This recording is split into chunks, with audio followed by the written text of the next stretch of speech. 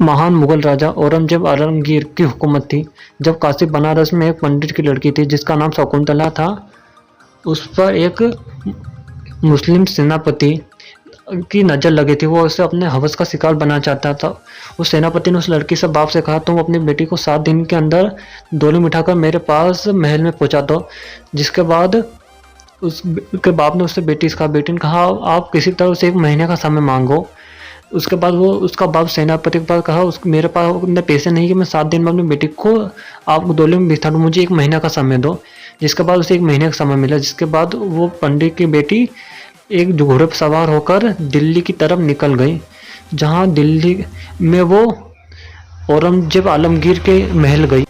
उस दिन जुम्मे का दिन था, जब औरंगजेब आलमगीर मस्जिद में नमाज पढ़ने के लिए गए थे। जब औरंगजेब आलमगीर नमाज पढ़ के मस्जिद से बाहर आए, तब फरियादी उनके आसपास खड़े हुए थे, दोनों तरफ सीढ़ियों के, अपने फरियाद सुनाने के लिए। तब औरंगजेब आलमगीर ने दोनों तरफ से चिट्ठियाँ लेनी शुरू कर दी और कुछ दिनों बाद इंसाफ फरमाते थे। उसी दिन वो लड़की भी लड़के का लिबास पहन के उनकी कतार में लगी हुई थी।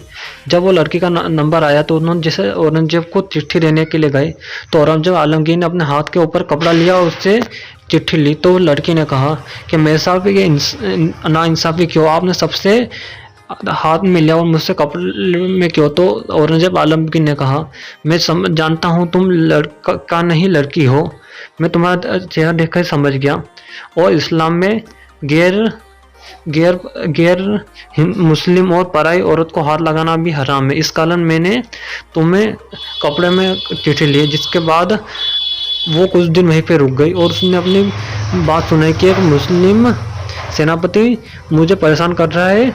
जिसके बाद उसने कहा, बेटी तुम घबराओ मत, तुम्हारी डोली वहीं पे जाएगी और वही तुम्हारे साथ आएगा, तुम बेफिक्र होकर अपने घर चल जाओ, बेटी तुम्हें घबराने की कोई ज़रूरत नहीं है। जिसके बाद 15 दिन वो वहाँ रुकी और वापस अपने घर काशी चली गई। जिसके बाद जब वो बेटी अपने घर पहुंची, उसने अपने पिता से कहा कि आप डोली सजा कर तैयार कर लीजिए। औरंगजेब ने मुझे 15 बार बेटी कहा है, मुझे पता है कि औरंगजेब आलमगीर अपनी बेटी की इज्जत नहीं लूटने देंगे। जिसके बाद वो सेनापति अय्याज में डूबा था और फ़कीरों को पैसे उड़ाता था। उस समय एक फ़कीर आया कंबल ओढ़ के, लोग उसने ने कहा, मैं फेंके हुए पैसे नहीं होता था, तुम्हें हाथ में दो। जैसे ही वो सेनापति उससे हाथ में पैसे देने लगा, तभी उसने कंबल फेंक दी और वो कंबल में फ़कीर और कोई नहीं बल्कि महान औरंगजेब आलमगीर थे, जो फ़कीर बन के आए थे उस लड़की के साथ इंसाफ करने के लिए। उसके बाद उन्होंने उसको अपने हुकूमत में 4 अलग अलग हाथियों को बुलाया और उस सेनापति को पकड़ के और उसके हाथ पांव दोनों चारों रस्सियों से बांध दिया और चारों हाथियों को अलग अलग दिशा में भेज दिया, जिस कारण उसके हाथ पांव चारों उखड़ गए और उसकी उसी वक्त मौत हो गई।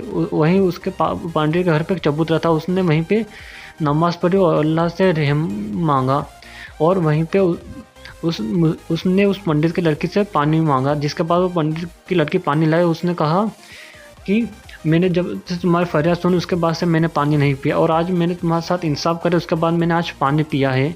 जिसके बाद उस पंडितों के लोगों ने भी औरंगजेब आलमगीर को बहुत इज्जत दी और जहाँ पे उन्होंने पानी पिया था और चबूतरे पे करा था, वहीं पे उन्होंने एक मस्जिद बनाकर फैसला का जिसका नाम दर हरा मस्जिद रखा, जो कि आज भी वहाँ पे मौजूद है। और उसके ऊपर जो लगा हुआ सोने शंख, वो सोने से बना हुआ है ऊपर का चबूतरा, जो आज भी धरहरा में मौजूद है, जो औरंगजेब आलमगीर की इंसाफ की निशानी है। आप समझ चुको कि औरंगजेब कितने महान थे।